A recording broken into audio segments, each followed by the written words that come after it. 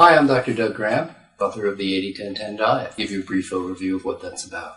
The concept of 80-10-10 is a really simple one. It's about the caloronutrient ratio, how much protein, how much carbs, how much fat in relationship to each other. And I usually express this in terms of carbohydrates, proteins, and fat. Primarily I use that order because the proteins in most people's diet don't change much. The amount of protein, some people might eat high single digits and some people might eat low 20%. But most people in the world eat in the teens in terms of their protein intake. I use this number as the fulcrum because it's carbohydrate and fat intakes that really can vary dramatically from diet approach to diet approach. What I noticed both in my schooling as a nutritionist and as a doctor, but also out in private practice and in my research looking at what people did in the world of sports nutrition, was that the higher the carbohydrate intake, the better people seem to do health-wise. We found that when carbohydrate intake exceeded 80% of calories consumed, that the amount of heart disease, diabetes, candida, colitis, and digestive disorders, a host of issues, including overweight and arthritides, autoimmune conditions, an endless stream of issues went away. There are books on reversing heart disease that are designed around eating more than 80% of calories from carbohydrates. A number of health retreats and health professionals created their program where they reduce fat intake down into the single digits and allow carbohydrate intake to go up into the 80s, leaving protein unmentioned. What I realized through running my own health retreat through the 80s and into the 90s was if we did the exact same thing but used raw foods as our calorie source instead of cooked foods, that we got even better results. I ended up proposing the 80-10-10 diet, which is a diet where more than 80% of your calories come from carbohydrates and fewer than 10% from protein or fat. In terms of the results on 80-10-10, people unanimously tell us that they start thinking more clearly, they have more energy, their health conditions resolve, they drop weight if they have weight to lose, and they have the energy to do the strength exercises required to gain weight should they so desire. What we're seeing is astonishing positive results that can be supported through the research done in the sports sciences, where they're showing us that the uptake, transport, and delivery of oxygen to the cells improves when total fat intake goes down under 10%, and that it's impaired or compromised as fat intake rises. Not how fat you are, but how much fat is actually in your food every day. What percentage of total calories is in your food? Where the average American is eating somewhere in the 40% of their calories from fat. The average raw fooder is eating between 60 to 80% of their calories from fat, primarily on a diet of fat and grass, condiments, and supplements. If they shun fruit, they've got no carbohydrate source, and then they start going to refined carbohydrates or sweeteners to add to their otherwise fat and grass fare. It's not a program that tends to work, hence we've seen a host of raw fooders come out in the last few years saying that in fact they couldn't stay raw or they couldn't stay vegan. And they didn't usually say it that way. They usually say, well, we had to go, body needed something. What it needed was what they weren't getting.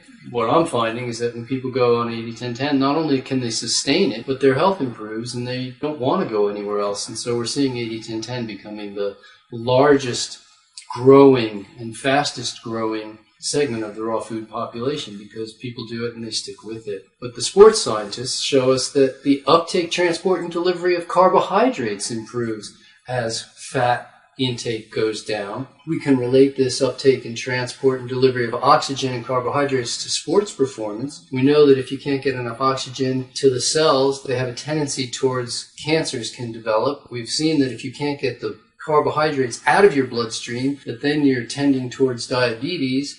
If there's too much fat in the bloodstream, you're tending towards heart diseases. It didn't seem to matter. The research has come out again and again and again supportive of 80-10-10. I firmly believe in the concept of species-specific diet. Every species eats a specific diet, but not every creature within that species eats the same food. We see that bears, who tend to be omnivorous in their design, Some bears eat more berries. Some bears eat more fish. It depends on what's available to them and what they have access to. We know that there's a creature called the sloth, and he spends his time in trees, and the average sloth eats about 45 different vegetables. But sloth in general eat over 90 different vegetables.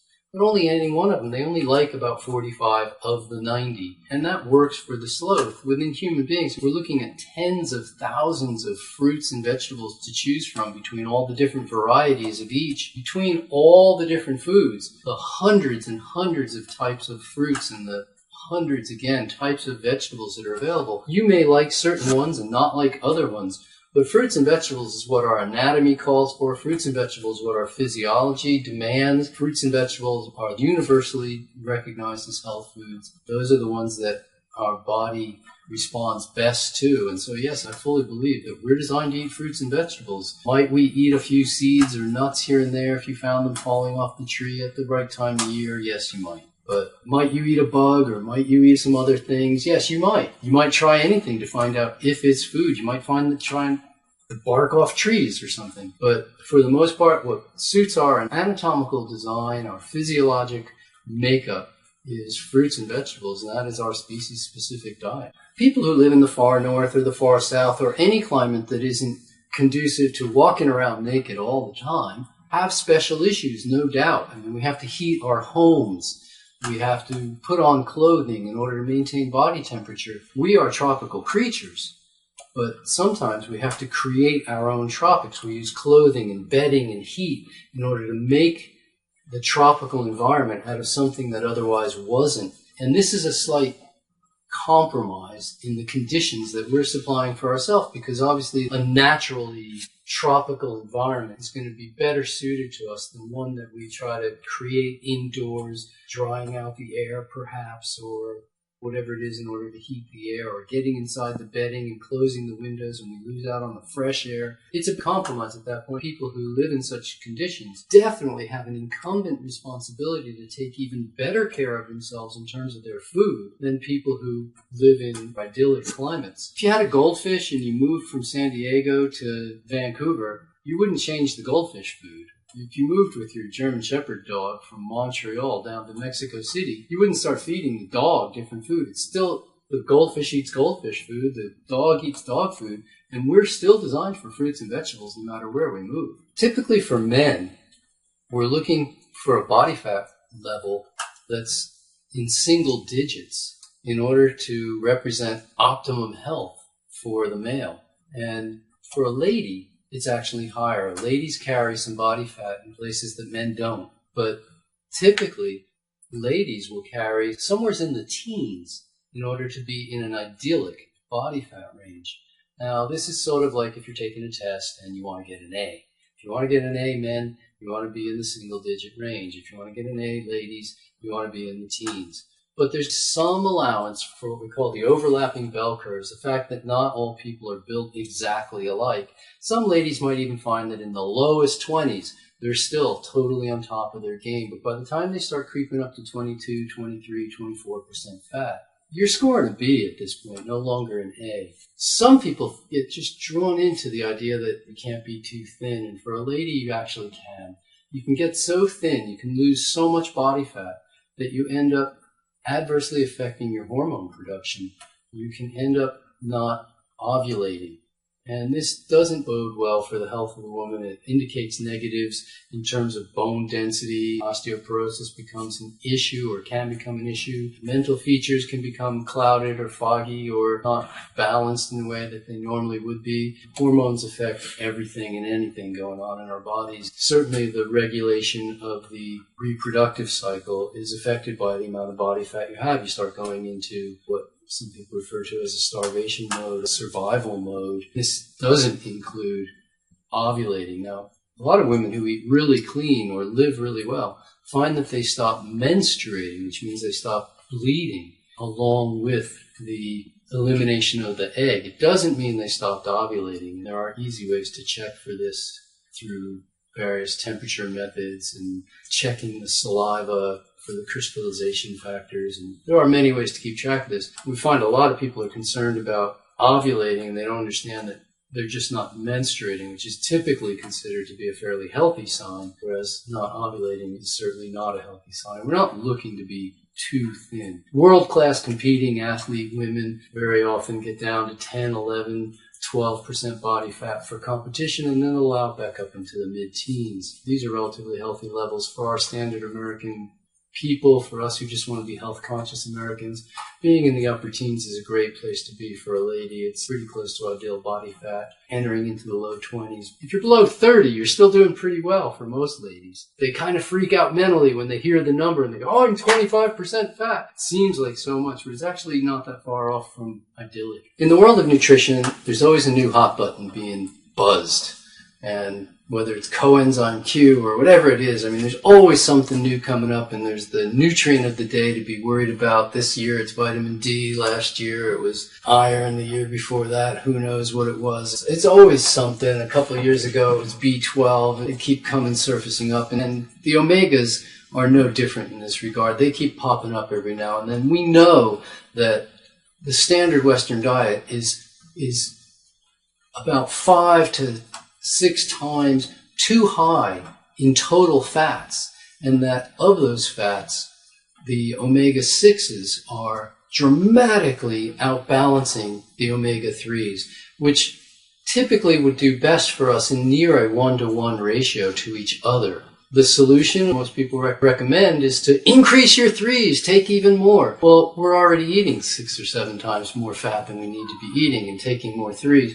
Let's be really clear, omega-3s and omega-6s are nothing more than the names of specific types of fat. But these fats are important for a variety of reasons and functions in our body. Omega-6s allow our blood to clot, which means if we have too much of it, we start to get clots where we don't want them. If you get a blood clot in your brain when you don't want to have one, I mean, this is a real problem. Whereas the omega-3s are responsible for allowing the blood to flow properly. You need to get enough omega-3s. The problem is not getting too much. We lose sight of the fact that most nutritional problems in the world are problems of excess, not deficiency. The solution is to reduce the omega-6s dramatically while eating plant sources of omega-3s. Fruits and vegetables supply us with all the omegas you could ever want. I mean, there's a reason they call it butter lettuce. It is rich in fats, and it turns out that if all of the fat we ever got was only 4% of our total calories consumed, as long as we got those 4% from fruits and vegetables, we'd be getting all the omegas we ever need and totally be spot on in the ratio of one to the other. I have a fairly easy stance on supplementation that I find incredibly easy to explain. To me, it makes sense. I don't use or recommend the generic use of supplements. I don't see any reason for it. I see using supplements as a prophylactic to prevent problems as a very scary and non-productive way of going about it, simply because there's too many things to try to prevent. You can't just take every supplement that prevents everything all the time. Supplements are an odd mixture because we've become very aware in our world of the concept of empty calories, which is calories without their associated nutrients.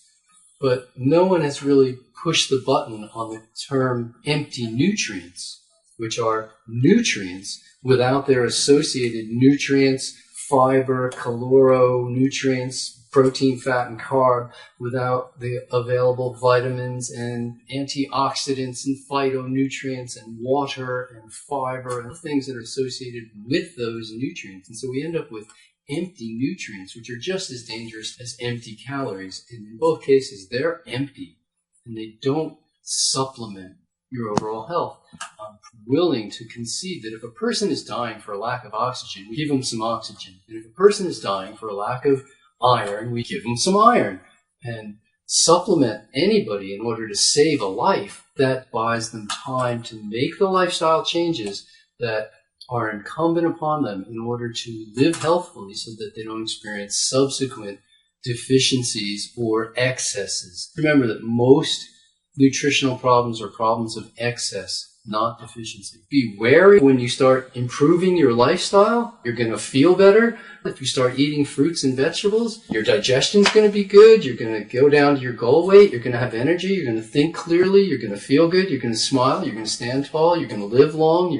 Healthful living has no contraindications. And eating our biologically determined species-specific diet, this is totally twisted around. People who aren't eating well need to worry about their health. People who are taking good care of themselves really don't need to worry at all. A few things where people tend to bump into typical problems. And the typical problems that people have is, one, because they have no idea how much volume of food is required, they don't eat enough when they're first learning to do 80-10-10. If you're dramatically under-eating, you can't expect to have a whole lot of energy. You're not going to hold your weight. You may not sleep well because poor sleep is associated with not eating enough food. Your body says, go look for food, and it's more important than eating. One of the first things that comes is learning to eat enough food to either hold your weight or to obtain the weight that you're hoping to get to. And most people take some practice and after a short while learn to eat, because normally when we eat an entire meal that doesn't satiate us. This is how we've been trained. Every restaurant, every family meal, they're all designed to be a meal that does not satiate us. And then we satiate ourselves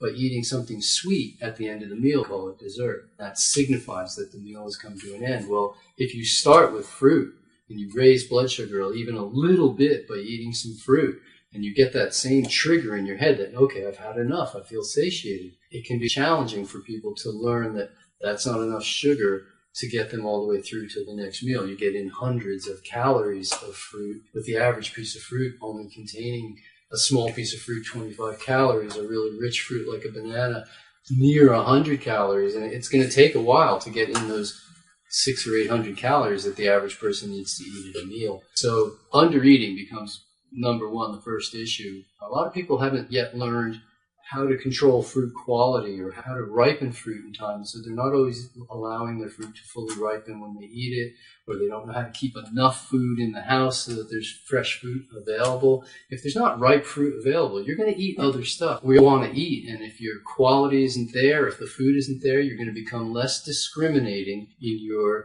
choices about what you eat, the hungrier you get. So making sure that you have it available, getting good sources, this is a big issue that people actually do and get to learn a bit about fruits and vegetables in order to succeed on 80-10-10.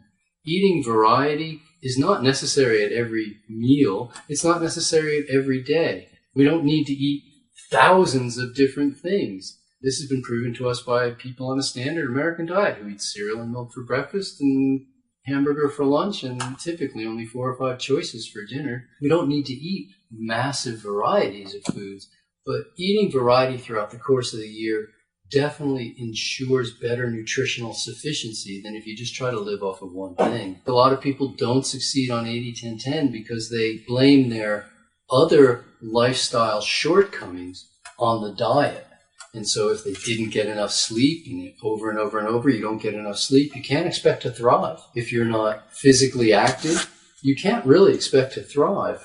Health is a cumulative effect, and it's built by all of its parameters, and your health is going to be as good as the weakest links. If you're not an active person physically, or you don't get enough sleep, or you never set foot outdoors, or you're not giving yourself lots of positive reinforcement and developing who you are as a person and bettering yourself and your communication skills and your social graces, you're only going to be as good as your weakest link. And you can blame whatever you want at that point. You can blame 80-10-10 if you don't succeed. But typically the people who don't have success with 80-10-10 are the people who actually just didn't apply it well. So I would say that the things to watch out for really is first, eating enough. Second of all, getting good quality fruit. Realize that eating organic food is just as important as eating raw food, and that if you start pounding down the pesticides and herbicides and fungicides and insecticides, you're really not doing yourself a favor. You're better off to eat organic food. There's nobody suggesting that pesticides are good for you. And at the same time, though, understand when you're eating meats, you're eating 40 to 80 times as much of the same pesticides. These are concentrated in animal